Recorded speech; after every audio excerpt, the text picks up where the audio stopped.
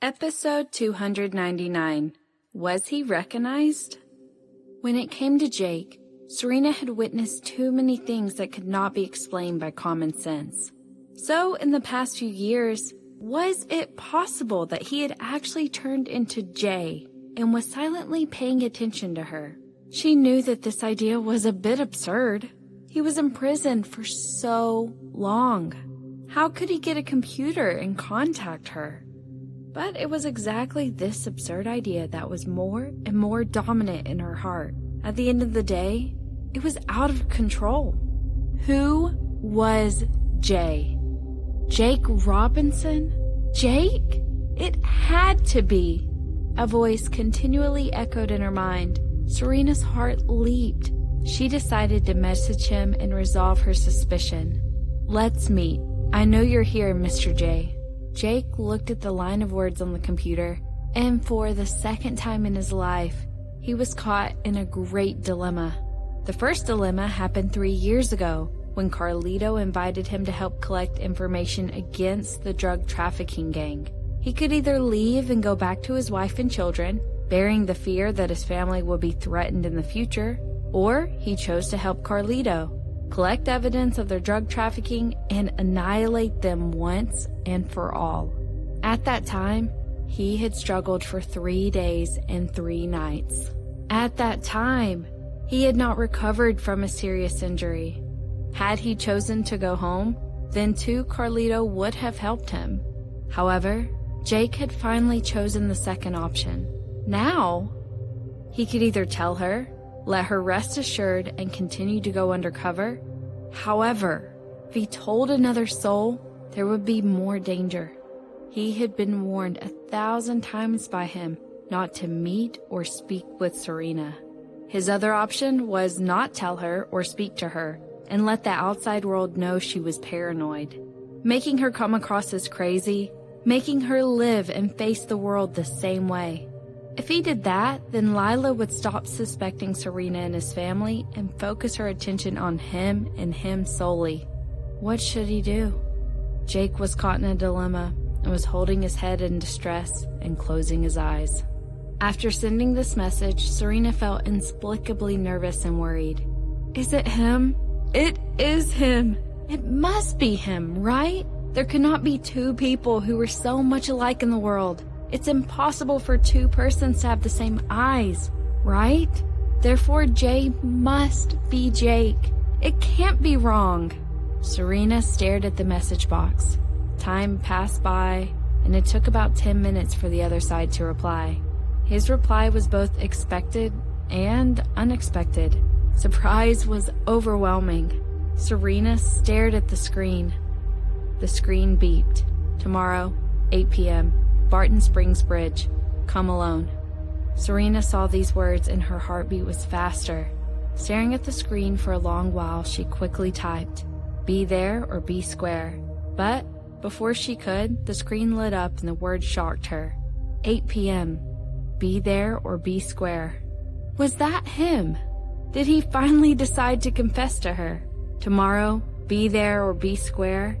Staring at those words, she laughed. Tears blurred her eyes.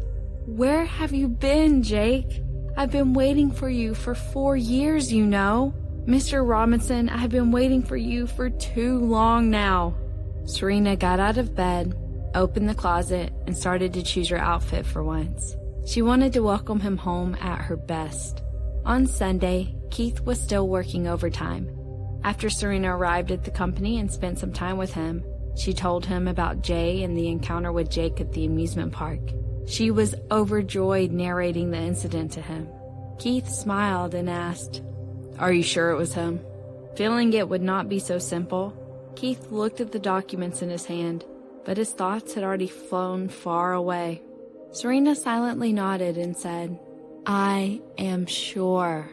Keith glanced at her and quickly returned to the contract signed between Cox Enterprise and the Robinson Group. The breach of contract clause did have a loophole. This loophole was enough for the Robinson Group to lose a lot, even to the point of bankruptcy.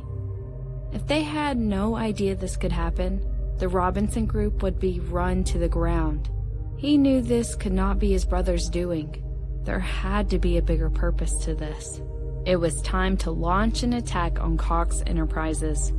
He knew the man was waiting. Serena was not in the mood to work, and soon came out of the company. When she returned home, it was already time for lunch. After accompanying the children to eat, she entered her bedroom. After trying out several outfits, she finally selected a floral wide-sleeve dress. Jake liked to see her dressing in floral outfits. This designer dress was the one she had picked out for herself a few days ago. It was a limited edition.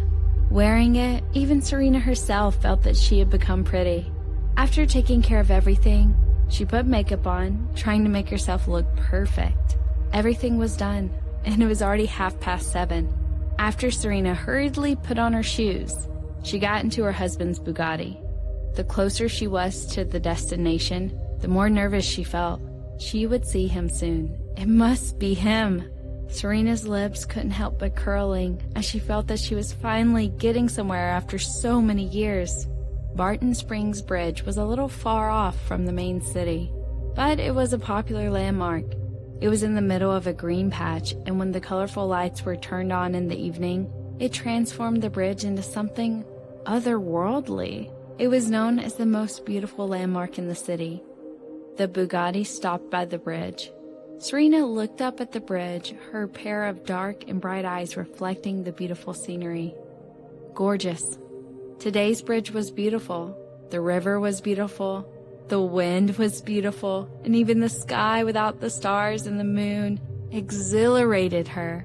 Looking at the watch, she saw it was only 45 minutes past 7 p.m.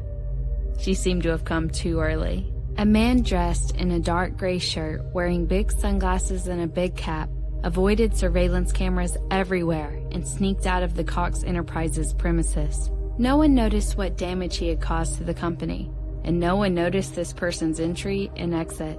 Everything was quiet and smooth, making the man extra happy. Jake's lips were slightly curled. He pressed his cap down and quickly returned to the side of the white sports car. He rushed through the traffic. Because it was Sunday, there was a lot of traffic. Jake's car was stuck in the inevitable street on his route for a long time. It took more than 20 minutes for him to move again.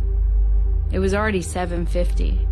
Suddenly, a thunder came from the sky, sudden and deafening. At the same time, the sapphire stud on his ear seemed to sound. Jake pressed the earrings and Carlito's voice immediately came through. Come back. She's decided to come back last minute. She will be here soon.